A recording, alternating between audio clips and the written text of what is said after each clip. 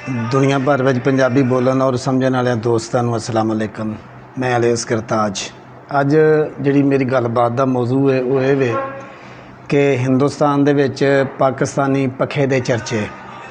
वो खबर कोई इस तरह हैगी है कि BBC ने एक खबर दी है कि इंडिया दे किसी शहर दे विच किसी मदरसे का पखा खराब होया छत वाला, उन्होंने ठीक करवाउण वास्ते जदों कारीगर दे कोल लैके गए उन्हें वेख्या तो पखे दे उत्ते मेड इन पाकिस्तान लिखिया सी। बस उन्हें उस वेले तस्वीर खिंच के तो सोशल मीडिया दे उत्ते पा दी तो वो जनाब वायरल हो गई। तस्वीर वायरल हो गई तो फिर इंज ही समझ लो कि जिवें वो एक पंजाबी दी मिसाल है ना कि कमलियां दे पिंड च ऊंठ आ गया सी तो उन्होंने मूँह चुम के मार छड़िया सी। वो हिसाब बनया इंडियन आवाम दा। जनाब एक दूसरे नाल शेयर कर पूरी दुनिया च उन्होंने धुम मचा दी। तो थोड़ी देर बाद फिर जनाब जी इंडियन पुलिस सी वो उत्थे पहुँच गई और जिहड़ा पखे का मालक सी और जिन्हें पखा दिता सी उदों उन्हें गिरफ्तार कर लिया।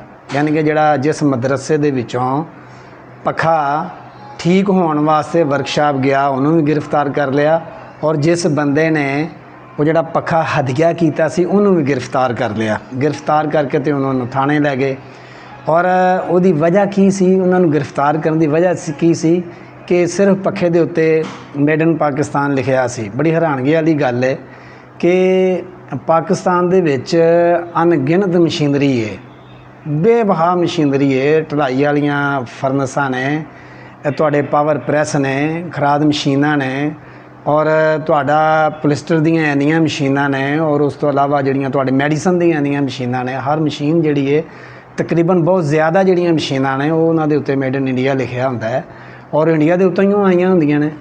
एक गल। दूसरी गल ये हैगी है कि जिन्नी देर तक इंडिया ने पाकिस्तान दे उत्ते पाबंदी नहीं सी लाई, तजारत दे उत्ते पाबंदी इंडिया ने नहीं सी लाई, उन्नी देर तक पाकिस्तान दे विच इंडिया तो चढ़दे पंजाब दे उत्तों तुहाडे टमाटर आउंदे सन, प्याज आउंदा सी, अदरक आंदा सी, थोम आंदा सी। बल्कि ईद दे मौके दे उत्ते, वड्डी ईद दे मौके दे उत्ते उधर बहुत सारा जिहड़ा गोका जानवर है, जिहड़ियां गावां सन वो भी इत्थे आण के फरोख्त हुंदियां सन। और कदी भी पाकिस्तान दे विच किसी ने भी मेड इन इंडिया वेख के कदी कोई किसी दे दिल दे विच नहीं आया। यानी कि इत्थों यह मालूम हुंदा है कि पाकिस्तान दे जिहड़े लोग ने उन्हां दी नज़र भी वसी है, उन्हां दे दिल भी खुले ने। वो कदी भी जिहड़ा ना किसी भी उन्हां दी गल दे उत्तों ना तुहानूं ये नहीं लगदा होएगा कि जिहड़े ने तंग नज़र लोग ने उन्हां नूं एक मेड इन पाकिस्तान लिखिया कि नज़र आ गया। वो सारे कमलियां तरह जनाब उन्होंने पुलिस ही फड़ के लै गई। हालांकि ये किहड़ी कुबाहत वाली गल है। तो उन्होंने भी जिस वेले तहकीक की तो वो पता ये लगा कि वो जिहड़ा पंखा है ना वो उन्होंने वो बंदे ने सऊदी अरब तो खरीदिया सी। जिस वेले वो इंडिया गया वो इंडिया वो नाल अपने घर लै आया, घर लिया के तो फिर वो उन्हें मदरसे नूं जिहड़ा ना वो हदिया कर दिता। और ये सारा एक यानी कि सारी कहानी सी इस मसले दी। लेकिन ये जी खबर है इन्नी वायरल हुई कि ये BBC तक पहुँच गई।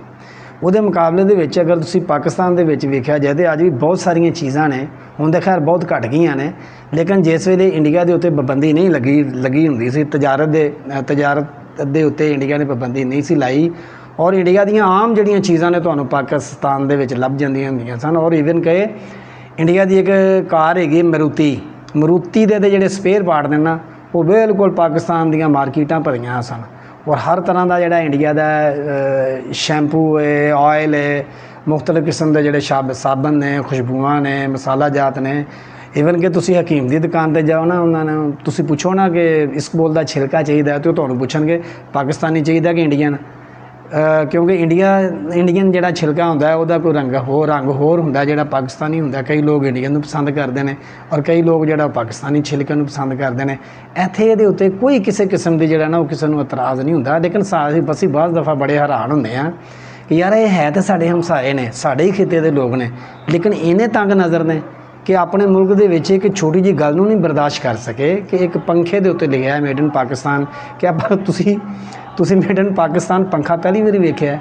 पाकिस्तान दियां बहुत सारिया चीज़ां ने जिहड़ियां पूरी दुनिया दे विच जांदियां ने ਔਰ ਪਾਕਿਸਤਾਨ ਦਾ ਇੱਕ ਇੱਕ ਸ਼ਹਿਰ ਹੈ ਔਰ ਇੱਕ ਇੱਕ ਚੀਜ਼ ਉਹ ਜਨਰੇਟ ਕਰਦਾ ਹੈ। ਮਿਸਾਲ ਦੇ ਤੌਰ ਤੇ ਤੁਸੀਂ ਅਗਰ ਸਿਆਲਕੋਟ ਦਾ ਨਾਂ ਲੈਂਦੇ ਹੋ ਨਾ, ਤੇ ਪੂਰੀ ਦੁਨੀਆ ਦੇ ਵਿੱਚ ਜਿਹੜੇ ਫੁੱਟਬਾਲ ਬਣਦੇ ਨੇ, ਸਭ ਤੋਂ ਜ਼ਿਆਦਾ ਜਿਹੜੇ ਫੁੱਟਬਾਲ ਬਣਦੇ ਨੇ ਉਹ ਤੁਹਾਡੇ ਸਿਆਲਕੋਟ 'ਚ ਬਣਦੇ ਨੇ ਔਰ ਪੂਰੀ ਦੁਨੀਆ ਨੂੰ ਸਪਲਾਈ ਕਰਦਾ ਹੈ। ਔਰ ਸਿਆਲਕੋਟ ਦੇ ਵਿੱਚ ਇੱਕ ਡਸਕਾ ਇੱਕ ਐਸੀ ਜਗ੍ਹਾ ਹੈਗੀ ਹੈ ਜਿੱਥੇ ਤੁਹਾਡੇ ਆਲਾਤ ਜ਼ਰਾਹੀ ਜਿਹੜੇ ਨੇ ਉਹ ਜਿਹੜੇ ਯਾਨੀ ਕਿ ਜਿਹੜੇ ਆਪਰੇਸ਼ਨ ਦੇ ਵਿੱਚ ਜਿਹੜੇ ਔਜ਼ਾਰ ਇਸਤੇਮਾਲ ਕਰਦੇ ਨੇ, ਉਹ ਸਾਰਾ ਡਸਕਾ ਸਿਆਲਕੋਟ ਸਾਰੇ ਬਣਦੇ ਨੇ।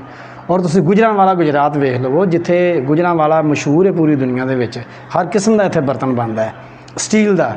ਔਰ ਜਿਸ ਵੇਲੇ ਤੁਸੀਂ ਗੁਜਰਾਤ ਚਲੇ ਜਾਂਦੇ ਹੋ, ਗੁਜਰਾਤ ਦੇ ਵਿੱਚ ਜਨਾਬ ਹਰ ਤਰ੍ਹਾਂ ਦਾ ਜਿਹੜਾ ਮਿੱਟੀ ਦਾ ਬਰਤਨ ਹੈ ਉਹ ਉੱਥੇ ਬਣਦਾ ਹੈ ਔਰ ਹਰ ਤਰ੍ਹਾਂ ਦਾ ਪੱਖਾ ਬਣਦਾ ਹੈ।